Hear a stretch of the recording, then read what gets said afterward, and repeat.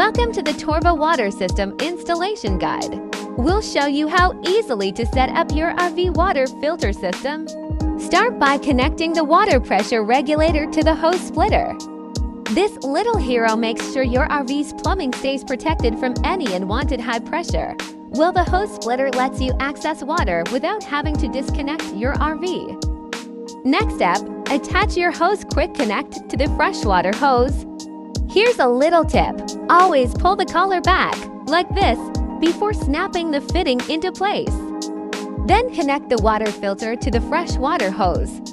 This ensures your water is safe and tastes great. No more worrying about contaminants.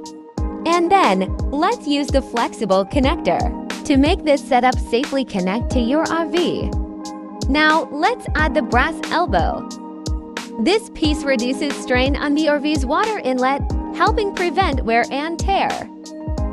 Meanwhile, you can also switch to the adjustable twist hose nozzle, which makes it much easier to clean your RV. And just like that, your RV water filter system is all set up. If you want to connect to hoses like this, you just need to simply repeat these steps on the other side.